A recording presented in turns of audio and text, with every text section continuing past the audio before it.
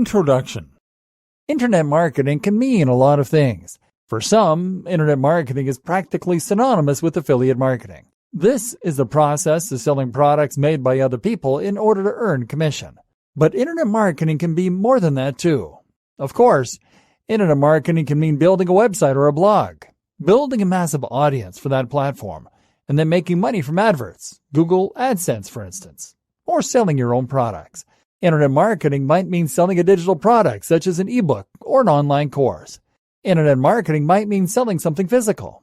Internet marketing may mean promoting a website as the end in itself, simply building a channel so that you can spread the word about something that's important to you, or so that you can try to promote yourself to grow your own career. I recently spoke to a group of creative writers and explained to them how learning the basics of marketing on the web could allow them to promote themselves and find publishers. And of course, internet marketing might mean marketing an existing business in order to gain more customers and make more sales. Any small business should be interested in marketing themselves online. The fact of the matter is, internet marketing means getting the word out on the web, and it means creating brilliant content. And if you can do either or both of those things, then you can make the web work for you. Once you do that, then pretty much anything is possible. Literally. We'll see later in this training how the ability to work online can allow pretty much any of your wildest dreams and plans to come true, whether that means earning a passive income and traveling the world, or whether it means growing a massive business or working on projects that you are truly passionate about and getting paid for it. The only problem is that very few people have any idea what makes the web tick.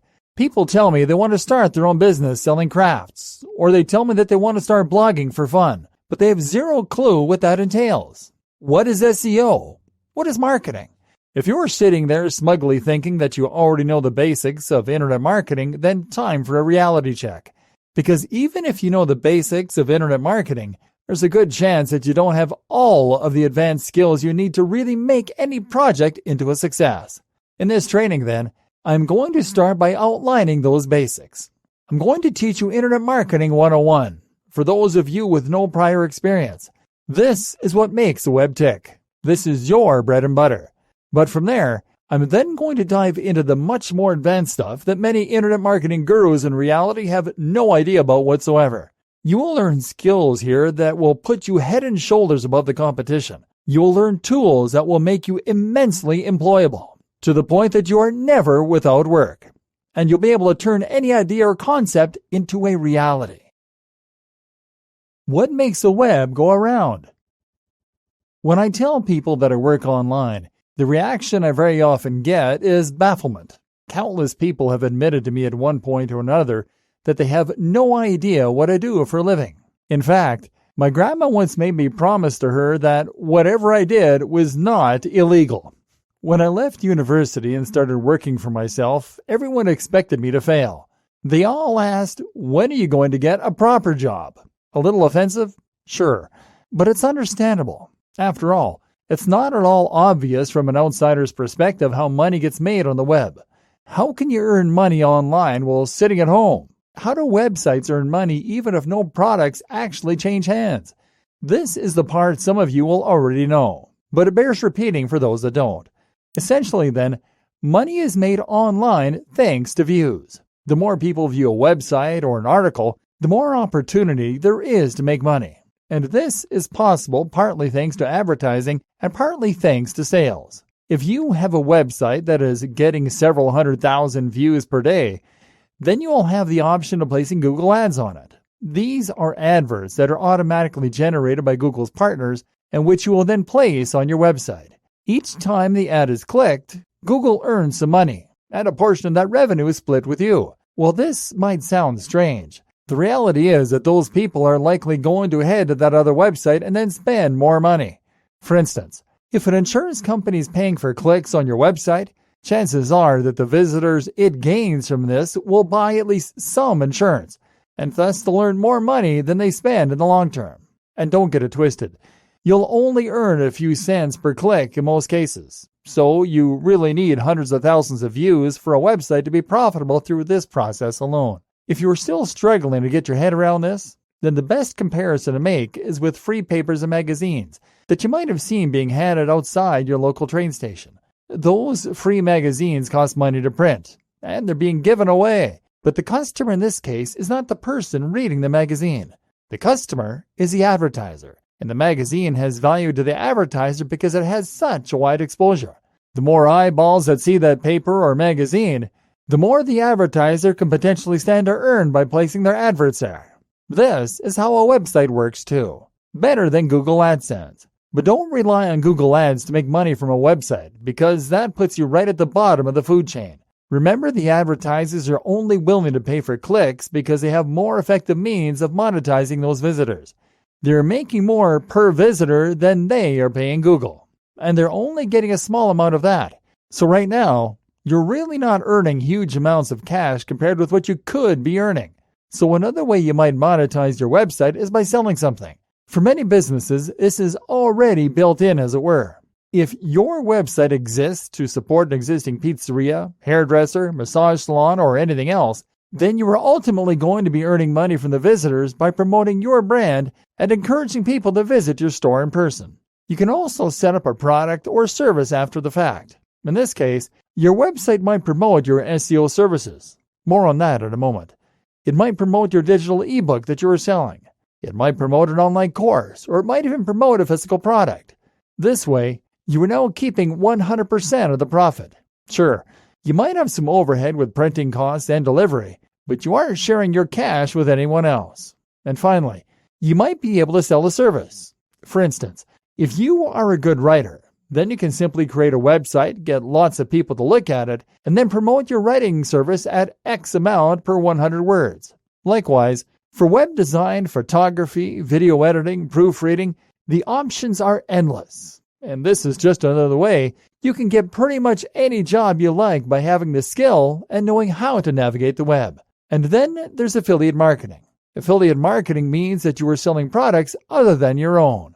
These products are things that another creator has built, often things like ebooks, which are offering commission. You sign up and are given a link called an affiliate URL. You then promote this link, and anyone who clicks on it will be taken to the product page via another website. That intermediary website will leave a cookie on the user's computer before sending them on, allowing the store to recognize that you sent them. Now, if they buy the product, you get a fraction of the purchase. This is often much higher than the amount of money you would get from an advert, and can range from a few percent in the case of Amazon products to a whopping 50, 70, or even 90%. Why would a creator be willing to give away so much of their income? Well, look at it this way. They are already selling the product themselves. Any sales you make will not take away from those sales. Therefore, any additional sales that their affiliates and partners make will simply mean more income for them. The more generous they are with their commission, the more affiliate marketers they will be able to attract, and eventually, this can lead to them having a legion of marketers, all promoting products on their behalf. And in some cases, these marketers might not help them to make sales, but they'll still be giving them free exposure and improving their brand awareness, etc. So the sellers have a lot to gain this way, and so do you. Through all these systems, then, a lot of money is to be made through internet marketing. If you can do all that, then you can stand to earn a lot of money for yourself by promoting products, services, and affiliate deals. But at the same time, you'll also be highly valuable to businesses that need someone to run their marketing campaigns and help them reach a wide audience. But good internet marketing means not only getting as many viewers on your website as possible, but also making sure that those viewers are truly engaged and that they are fans of what you do. It's one thing to be able to reach your audience. It's a different thing to be able to persuade them. The power of great content. What all this should really teach you, though, is that the internet is practically built on content, and in particular, it is built on written content. That's because a person who uses Google is usually looking for information or entertainment, and mostly this is delivered through the written word. Filling your site with lots of content means that it will have a higher chance of including those crucial keywords that Google is looking for. And at the same time, filling your site with content will give you something you can share on social media, and that will entice people to visit your site. More than anything, though, adding lots of great content to your website over time is all about building long-term fans and followers. Think about the sites that you go to regularly and why you go there. Chances are that you go to them because you have learned that they create the kind of content that you enjoy reading. And not only does this mean you keep coming back, continuously creating more opportunities for the site owner and the advertisers to try to sell to you, but it also means you will probably come to trust the content creator. You'll have read so many posts by them on the subject matter that they are an expert in that you'll have learned that you can rely on their knowledge. And then guess who you go to when you want more information. I enjoy using my camera for a bit of amateur photography every now and then. And so in my spare time, I watch a guy on YouTube and read his blog where he shares lots of tips on how to take better photos. The posts are really fascinating because they show how the right change of angle, lighting, or equipment can really transform a photo into something much more dynamic and much more engaging. So guess where I went when I needed new photography for my website? I went to the guy whose expertise I'd been reading about on a weekly basis. This is the true power of what is known as content marketing. It facilitates other forms of marketing, yes, but more important than that is that it allows you to build more trust and authority in your niche, and to build a legion of truly loyal and engaged followers. And that's why the most important skill you will learn to work well online is writing. How to write for the web. Good writing can be explained fairly simply. Good writing means that you are communicating efficiently. Writing, like anything else, has a purpose, whether that is to teach, entertain, or inform. At any rate, there is a crux that you need to convey, and this is the purpose of what you've written. A very straightforward way to judge a piece of writing, then, is to simply ask how well it performs that job. Efficient writing means that your visitors will need to invest less time into reading, but will still get the most information and value possible. This is why it is a mistake to use flowery or flamboyant language most of the time. This is particularly true when writing for business, where the temptation might be to use jargon or big, clever terms. I once worked with a company that was trying to sell an EPOS system, but rather than focusing on conveying what that was or why it was useful for small businesses, all the brand wanted to do was show off with words like cloud-enabled, synergy, and strategy. This was meaningless. It wasted the visitor's time, and it meant most people would leave without reading more, let alone buying. On the other hand, if you can quickly and effectively communicate what it is you want to say, then you will find that people stick around and that very often they are eager to buy from you.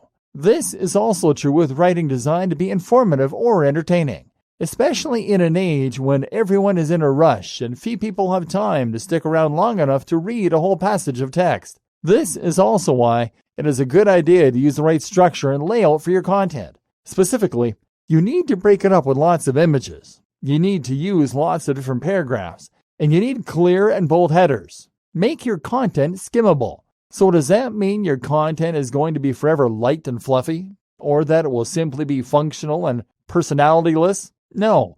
Firstly, you can use your broader vocabulary, but only where it serves a purpose. This should A. Provide some additional detail or subtext or subtly alter the tone of what you're saying. Or B. Allow you to say more with fewer words. What's more is that you certainly can be very deep and well-researched with what you're saying and with what you're writing. In fact, this is incredibly important if you want your content to do well. The best kind of content is content that Google calls resource posts. Resource posts are highly comprehensive and detailed discussions on a certain topic. These posts have a lot of value because they provide a source where an audience can learn all about one topic. These are highly shareable on social media because they let someone teach another person by sharing a single link. And they also do very well in terms of SEO because a long, in-depth 1,800-word post will have a lot of natural keywords and long-tail keywords, strange phrases that occasionally get typed into Google but which aren't really worth ranking for specifically. Making sure that your content has value is very important in general. In fact, this is the only way that you can do this. Another way that you can make sure your content is valuable is to give it something that is unique, to give it a USP.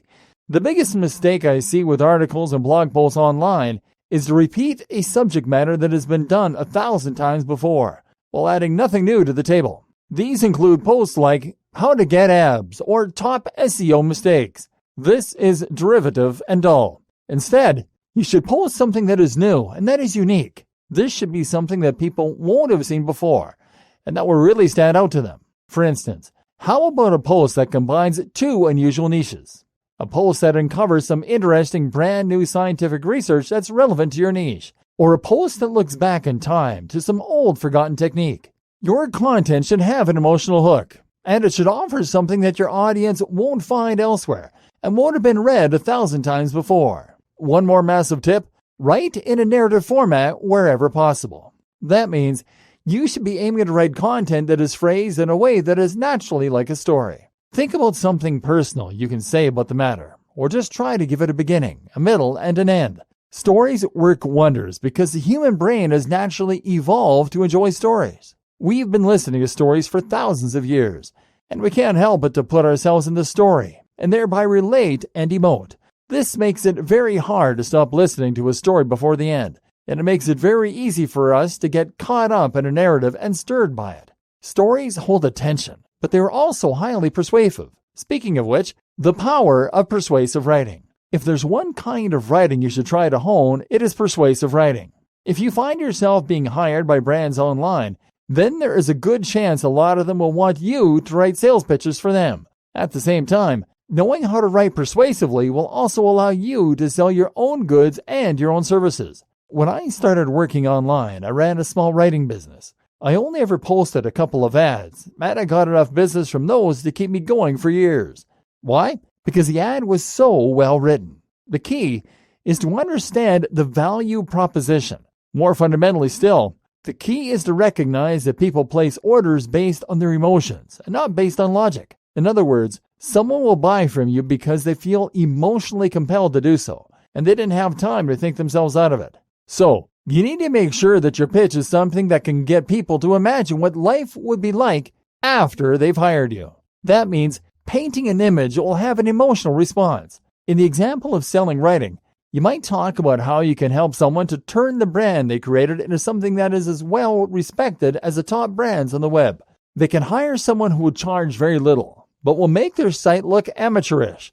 Or they can hire you, and they can enjoy achieving their business goals. Likewise, if you are selling a fitness product, then the dream or the value proposition is to have abs, to feel confident and sexy, and to meet members of the opposite sex. That's why a great pitch might talk about how you went from being out of shape to being a physical specimen, very happy now with your beautiful wife or husband. Just as emotion motivates, though, it is also emotion that will put people off by buying in some cases. More specifically, people tend to get put off by risk and worry. Humans are actually more motivated by risk than they are by reward, which is to say they normally play it safe. That's why you need to do everything possible to ease their concerns. That means offering money-back guarantees. It means offering social proof, testimonials, and it means offering evidence and proof. That might mean your portfolio of work, or it might mean showing how your promise is different from others. Finally, you then cement the deal by getting the reader or listener to act quickly. People are more likely to act on emotion when they act quickly. So if you can work them into a fever pitch by saying you have limited stock or by introducing a limited time offer, then this will result in more sales. How to do it. Internet marketing. Okay, so now you know why internet marketing is a big deal and how it can help you to make money, find a job, or live your dreams. So now it's time you learn the fundamentals of how to actually get involved. And to that end, the first thing you should probably learn is SEO. Search Engine Optimization. SEO is Search Engine Optimization. This means optimizing a website, an article, or both for the search engines. The fact of the matter is that Google pretty much runs the web. If someone wants to find information, if someone wants entertainment, if someone wants anything on the web, they will probably start by checking Google. Then they do a search for that thing they want. Let's say they want to buy a hat. They'll probably search for buy hats online. If you are at the top of those results, then you'll make lots of sales. If you aren't, then you probably won't. Thus, what Google says goes. Thus, Google is king. And thus, the world needs SEO. This is how you go about building content and designing a page in such a way that it will be guaranteed to show up at the top of a specific search. And this means by identifying the keyword or phrase that you want, this is the phrase that you think people will search when they're looking for content or information like yours. Once you've identified that, you can then begin to use that key phrase in your content. The way Google works is by using programs called bots or spiders. These trawl the web. and automatically index pages in a massive database for Google. Then, when someone searches for something, Google checks the database and looks for the most relevant content. It used to be that the easiest way to come across as relevant for Google's sake was to simply lace your content with as many repetitions of the key phrase as possible. Now, this way, Google spiders could see that the content you wrote and the thing the person searched were related. And this way, you would show up at the top of the searches. Now, once upon a time, this was all it took. Now, once upon a time, this was incredibly easy, and the more times you repeated the phrase, the better your chances of appearing at the top would be. The only problem was that this made the web incredibly easy to manipulate, and it led to people abusing the system and putting out low-quality content. This led to websites writing things like, "Welcome to the Best Buy Hats online shop, where you can buy hats online. Buy hats online for your mom. Buy hats online for your dad." Google stamped out this kind of behavior by using algorithm updates that would penalize abuses of the system and that would favor good quality content.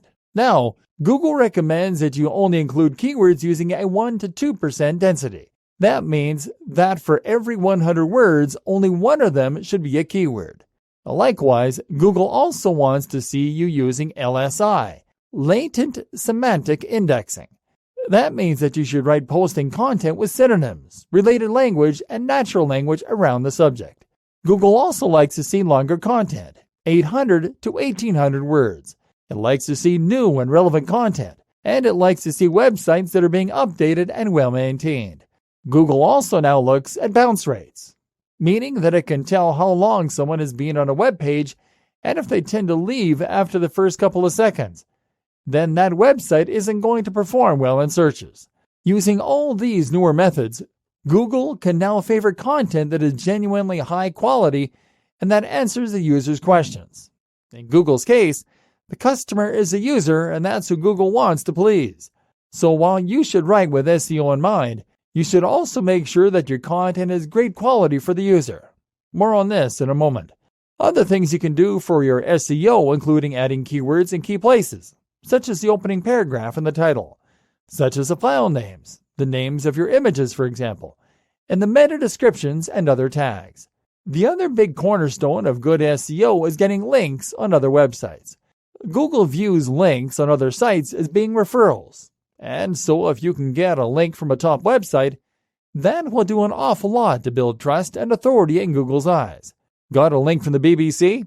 Then anything you post subsequently will much more easily get to the top of Google. That said, smaller links elsewhere are also useful. And note that links are how the spiders find your content in the first place.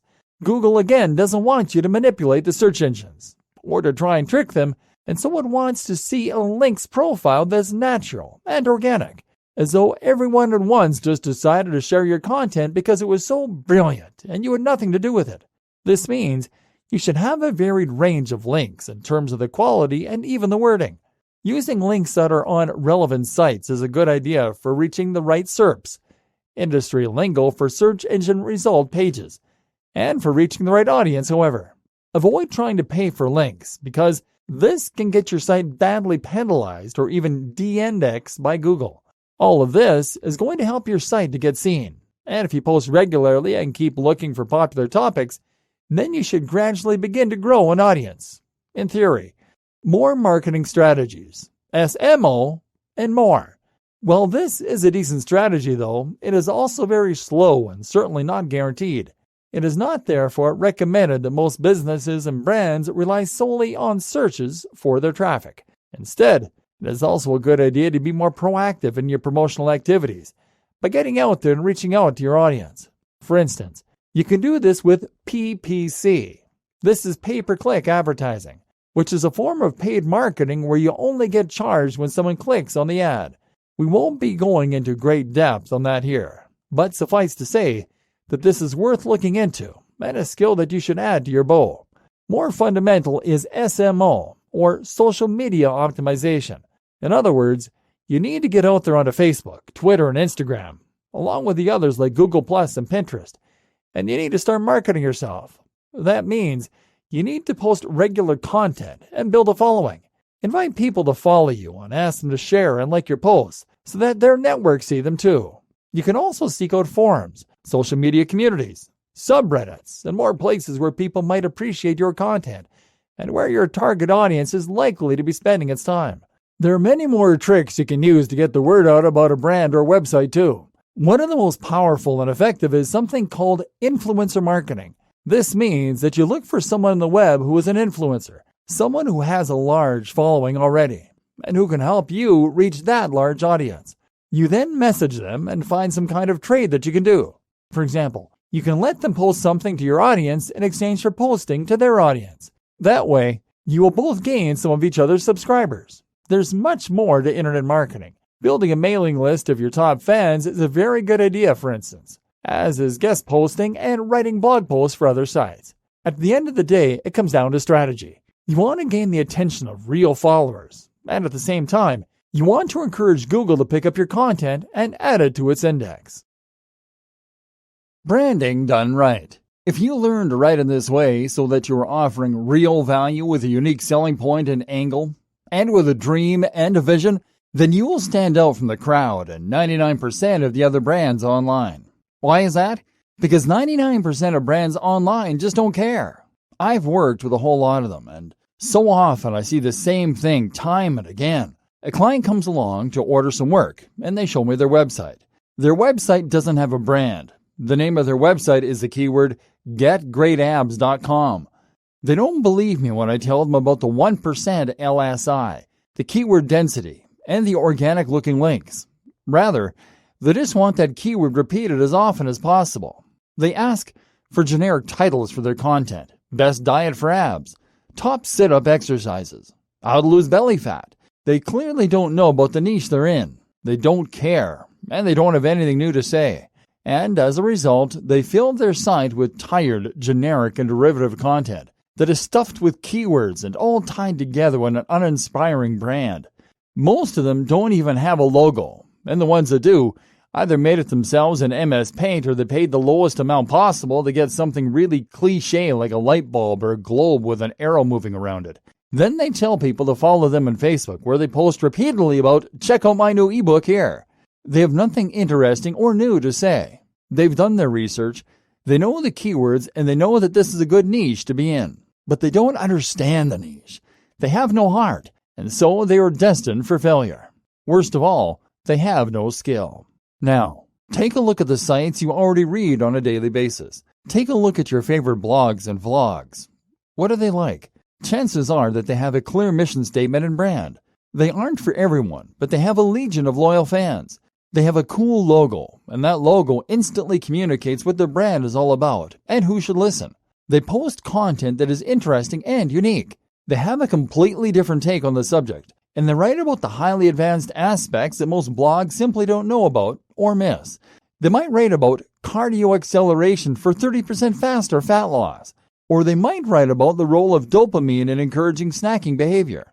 In other words, these posts are interesting and unique, and they have personality. They're written by the brand owner themselves in a way that is passionate and interesting.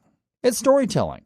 The site is beautiful and well put together. And there's video. And there's interactive elements. And the images are crisp and high definition. In short, it has high production values. And it looks like something that has had time, money, and love spent on it. If you want to succeed online, really succeed, then that's what you need to build. We've already seen how you can get more in line with this philosophy by writing better content. Now it's time to think about the rest. The site, the graphic design, the video, and more. And in doing so, you're also going to make yourself invaluable to employers and unstoppable as a brand of your own. Building a website.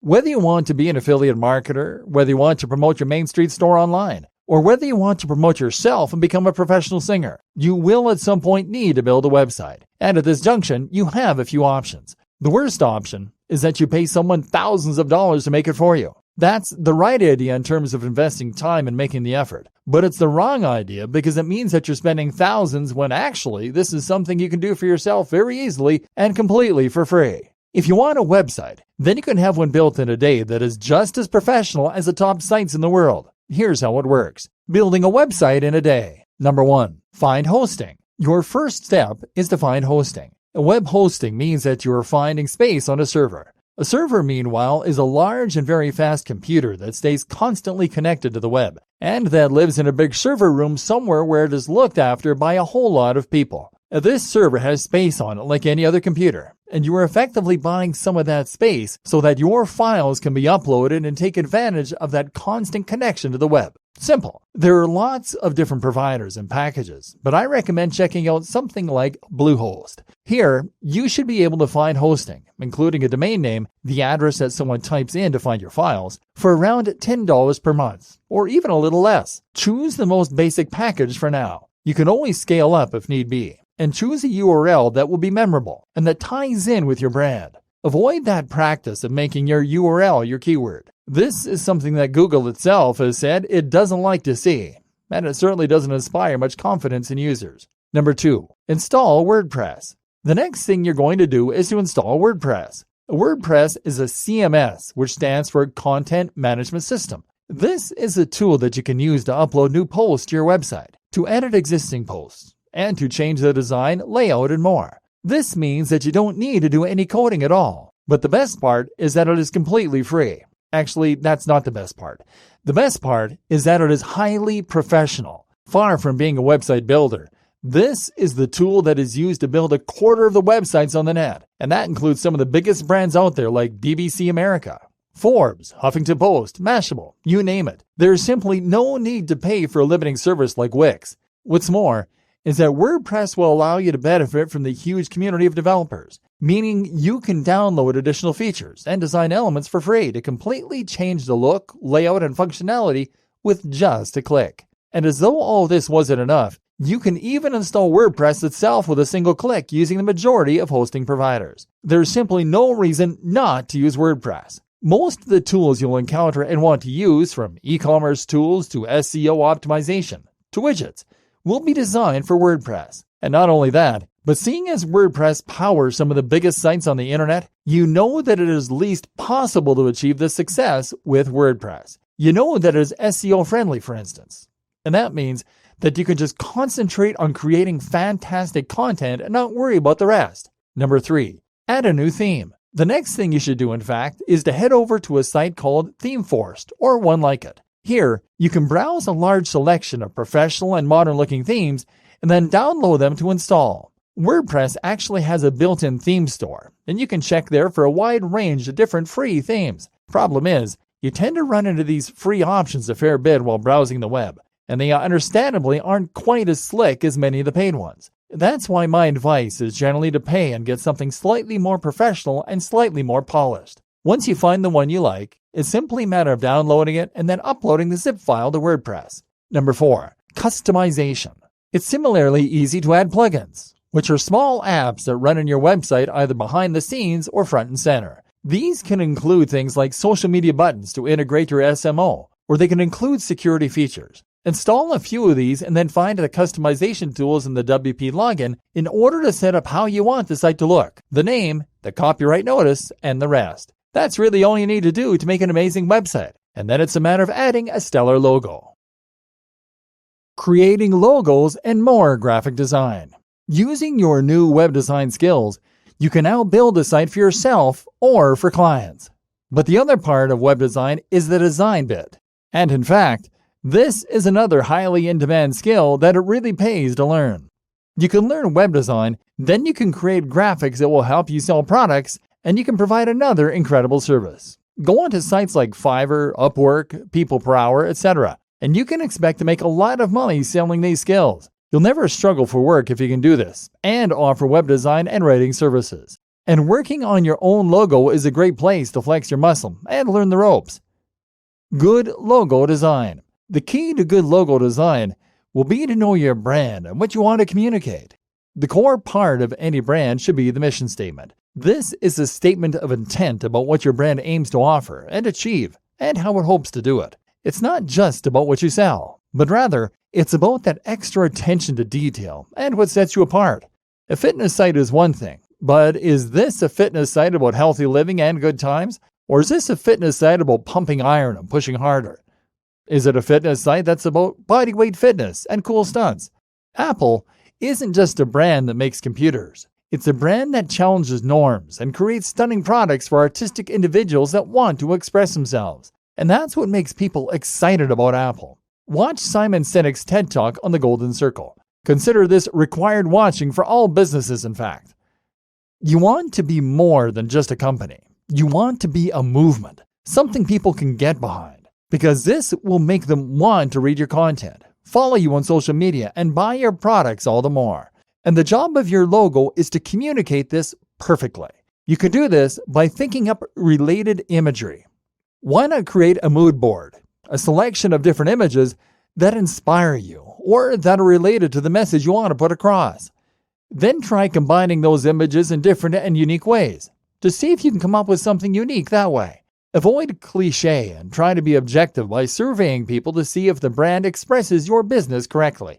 Then go to work making the logo. The tools. The tool you're going to use to create your logo is Adobe Illustrator. This is not negotiable. The reason you need Adobe Illustrator is because this is the industry standard for designers. Adobe Illustrator allows you to create vector files. And what these are files that work based on instructions about geometry, angles, and distances. Vector files tell the computer where to draw lines, what angles those lines should point in, and how long they should be.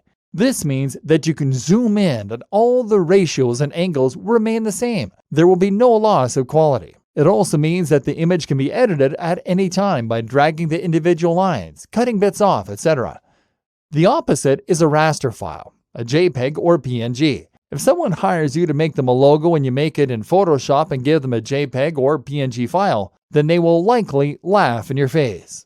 Using Illustrator is not terribly easy, but if you follow some YouTube tutorials, you should be able to grasp the basics. The key is to understand that those lines are what are making up all your images.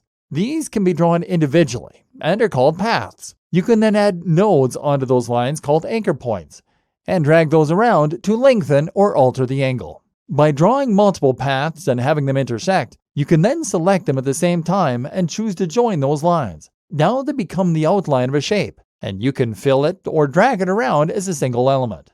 More useful is the Shape tool. This lets you draw squares, polygons, ellipses, and more from scratch. This becomes even more powerful if you use it in conjunction with the free Draw tool and with a Pathfinder window. The Pathfinder allows you to do things like combine two separate shapes into a single one, to cut off, divide sections of a shape, and more. You can also transform your shapes using the Transform option from the top menu, as you might in any other Draw tool. Combine these features together with a little extra watching, and you can start to create some rather complex shapes. What's handy is that any wonky lines will get smoothed out for you, and you'll see guidelines as you drag things to help you find center points or to line up elements that are opposite each other on the screen. Create something unique this way, and then choose a great font from a site like Font Squirrel, and you have your logo. It will look much more professional than anything you would make with any other tool. Tip: note that one of the best ways to ensure your logo design is good is to follow the KISS rule. Keep it simple, stupid. Simple design is generally better than busy design, in fact. And when coming up with elements for your website, try to keep in mind one more mantra. Communicate, don't decorate. This means that you shouldn't add flowery flourishes just for the sake of it.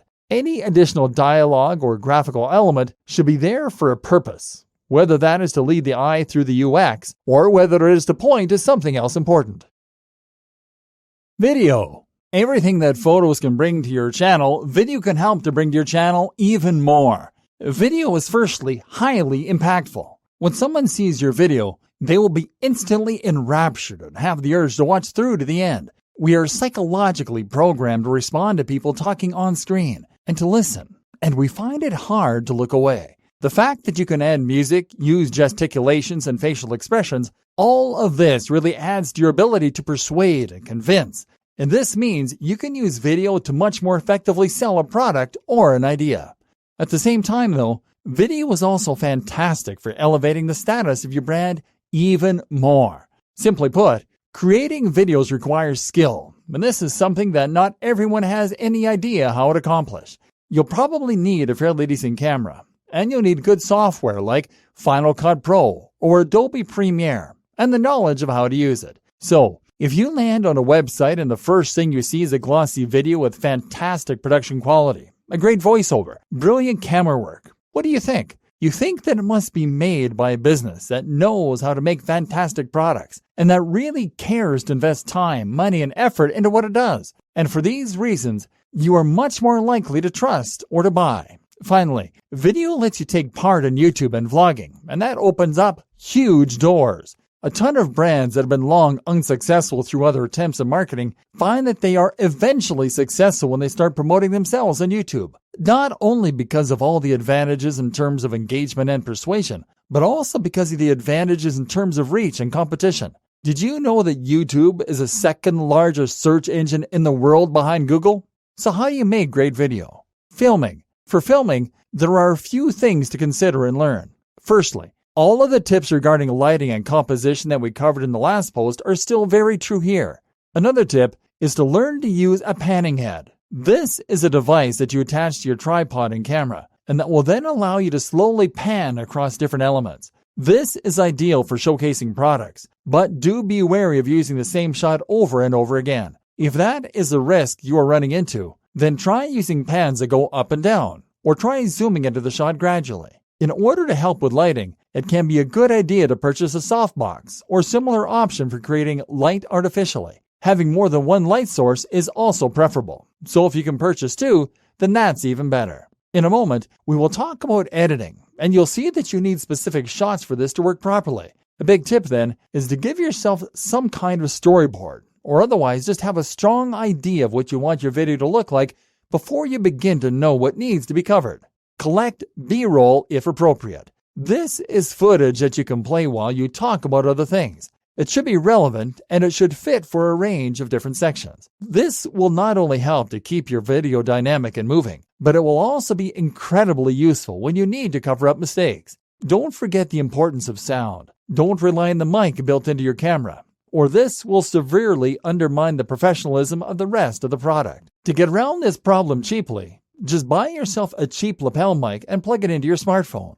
You can then set that to record and tuck it away in your pocket while you deliver the audio. Finally, set up the grid on your camera if possible, and try to make sure that when you talk on camera, your head and your eyes are in the top third of the screen. Editing. Here is where the real magic happens. The first job in editing is to make sure that everything runs together smoothly, and that you've taken all your footage and removed the stutters and starts. It should all run smoothly. If you want to hide your mistakes and make your content flow like one long video, then you can use B-roll over the portions you've had to cut. Otherwise, you will jump from one position to another quickly. This can also be done to dramatic effect though, and is called a jump cut. You can use this for humor or for intentional brevity and punchiness. Put more in, and that way it will look intentional, and you can get away with more. Otherwise, you can also try setting up more than one angle on the same shot, and cutting between these as you talk to hide cuts and edits. But when cutting between shots of any nature, remember again the storytelling aspect. Your aim is to avoid jarring the user by jumping randomly from one shot to another. When cutting within the same scene, a technique often used is to cut on action.